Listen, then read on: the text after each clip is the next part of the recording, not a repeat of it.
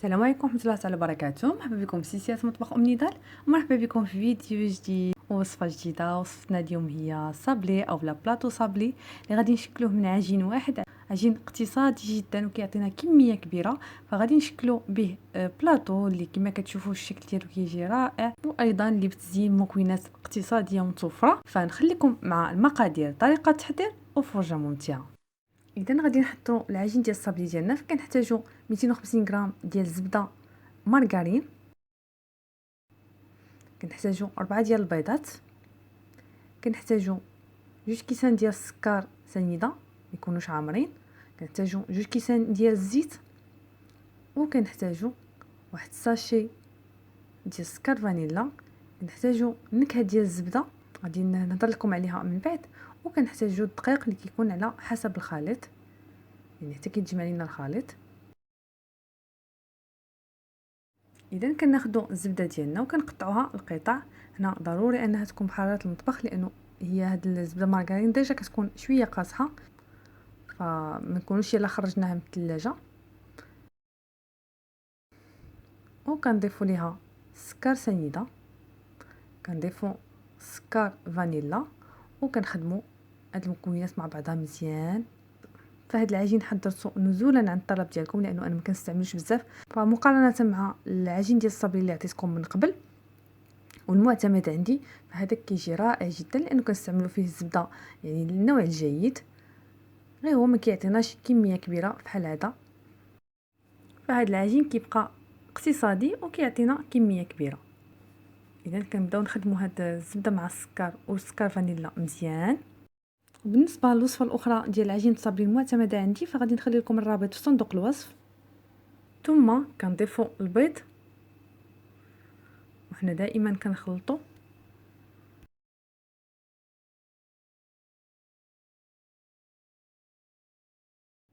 كنضيفوا نص معلقه صغيره ديال نكهه الزبده.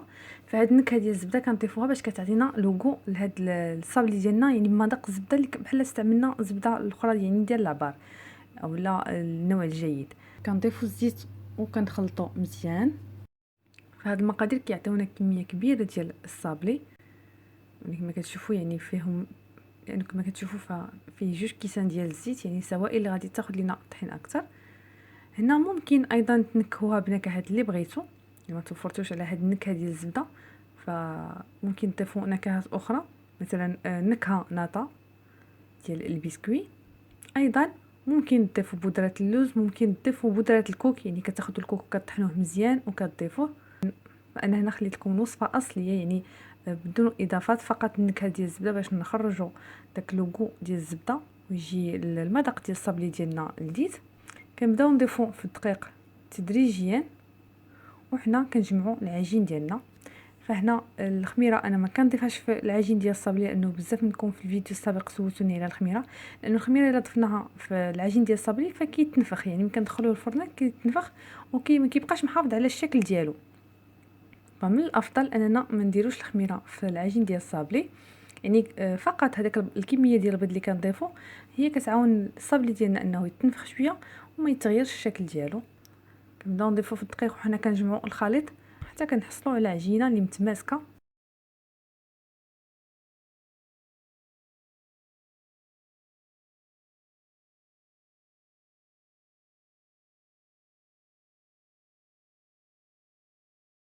اذا هنا بعد ما جمعنا العجين ديالنا فكنحصلوا عليه بهذا الشكل، فصراحه كيعطي كميه كبيره وكينفع للناس اللي غادي يحضروا كميه كبيره ديال الصابلي. كنوضع العجين في بلاستيك غذائي وكندخلو للثلاجه، كنخليه على الاقل واحد 4 ساعات كيرتاح. اذا هنا غادي نبدا نقطع في الصابلي ديالي اولا نشكل الاشكال اللي انا بغيت. فهنا كنطلقوا بين 2 بلاستيكات هكذا كيساعدني ما كيلصقش وما كنبقاش نرشو في الدقيق.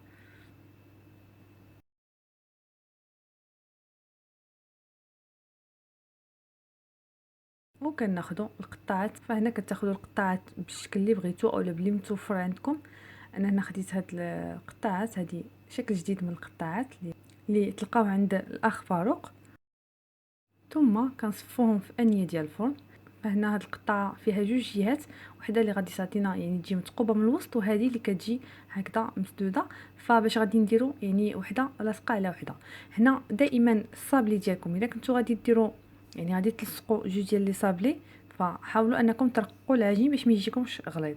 الا كنتو غادي ديروه يعني غير طبقه واحده، يعني غديروا صابلي غير واحد ما غتلصقوهش، فهنا حاولوا انكم تغلظوا شويه باش ما يجيش رقيق بزاف. يعني هنا كتلعبوا بالسمك ديال العجين على حسب يعني شنو كيفاش غادي تزينوا الصابلي ديالكم. هنا غادي نلصق انا وحده مع وحده، فكنرقق العجين باش من بعد ما نلصقو ما يجينيش غليظ بزاف.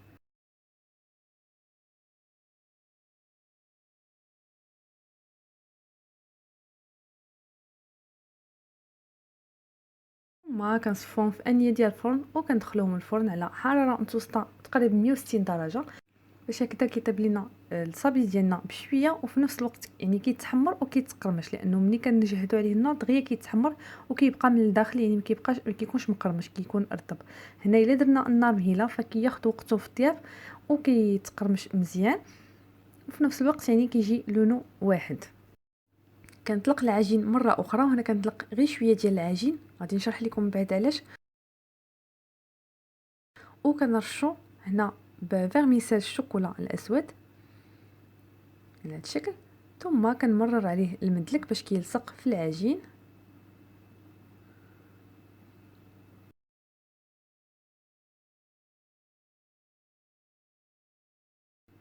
وكناخذ القطعه، فهنا كناخذ اللي مثقوبه في الوسط، انه هي اللي غادي تجي من الفوق ديال الصابلي هكذا. زينتها بهاد النقيطات ديال الشوكولا فيرميسيل كيعطيوهم بشكل جميل، كتجي على هذا الشكل.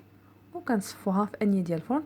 هنا كما قلت لكم يعني درت شويه ديال العجين، لانه من بعد ملي كنبقاو لنا دوك البقايا ديال العجين وكنجمعوهم، خصوصا اذا طلقنا العجين بزاف، فمن بعد ما كنجمعوهم فهذاك الفيرميسيل ديال الشوكولا كيطلق في العجين وكيتبدل اللون ديالو، كيبقاش يعني اللون ديالو كما الاول، فكيولي كيمشي اللون ديال الشوكولا. فهنا من الافضل اننا نديرو غير شويه ديال العجين، باش من بعد كنضيفوا ليه عجين اخر، وهكذا دائما كيبقى محتفظ باللون ديالو.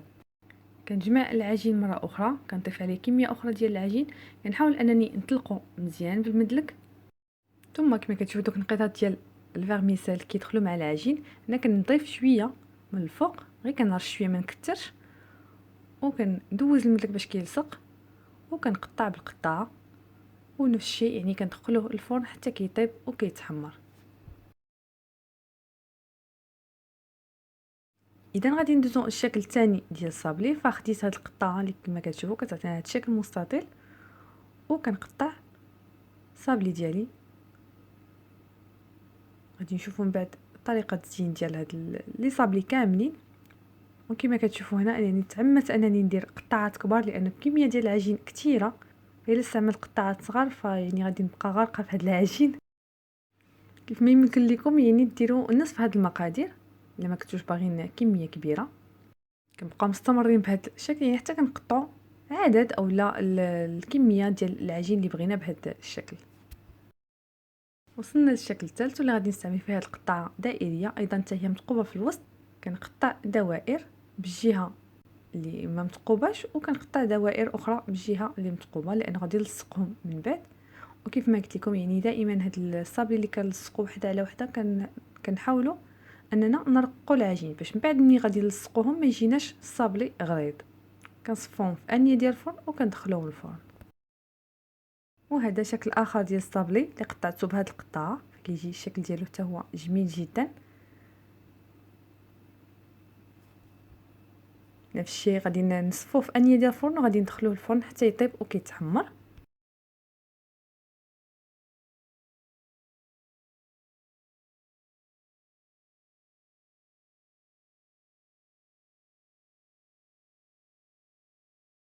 وهذا شكل اخر للمقطع ديالو ما تصورش ليا، يعني ما لقيتش المقطع ديالو مع الفيديوهات.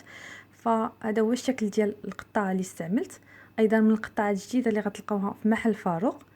فهنا قطعت الجهه الاولى اللي كتجي عاديه يعني نصف دائره عاديه، وقطعت ايضا بالجهه الاخرى اللي كتجي هكذا مشنفه، وغادي نشوفوا من بعد طريقه التزيين ديالهم.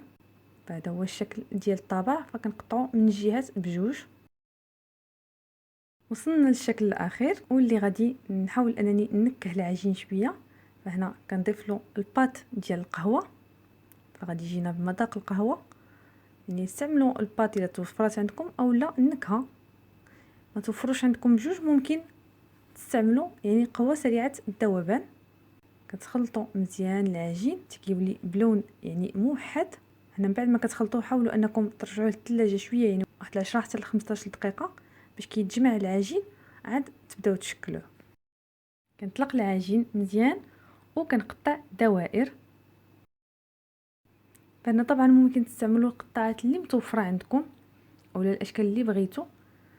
فهنا فقط كنعطيكم فكره، يعني عطيتكم عجين ديال الصابلي اللي ممكن انكم تحضروه، يعني عجين اقتصادي وكيعطينا كميه كبيره. هنا هاد الاشكال يعني قطعتها بقطاعات اللي انا عندي، ممكن نتوما تقطعوها بقطاعات اللي عندكم. وغادي نعطيكم ايضا افكار في التزيين. كنصفوا الدوائر ديالنا في انيه ديال الفرن وكندخلوهم الفرن حتى كيطيبوا وكيتحمروا، ونتلاقاو باش نشوفوا الشكل النهائي ديال لي صابلي ديالنا بعد ما خرجناهم من الفرن.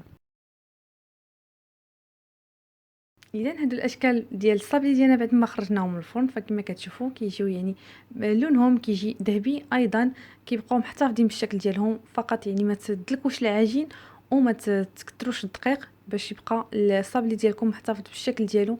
وغادي نتلاقاو في الفيديو المقبل ان شاء الله باش تشوفوا طريقه التزيين ديال هذا الصابلي، يعني كيفاش زينتو وتاخذوا افكار. وما تنساوش تخليوا لي لايك، تعليق، اشتراك في القناه، وايضا المزيد من وصفات زوروا الموقع اللي هو www.cuisineomida.com. ما تنساوش تنضموا صفحتي على الفيسبوك اللي هي شيواس اميده سواء بالعربيه ولا بالفرنسيه. ومرحبا بكم دائما وبالصحه والراحه.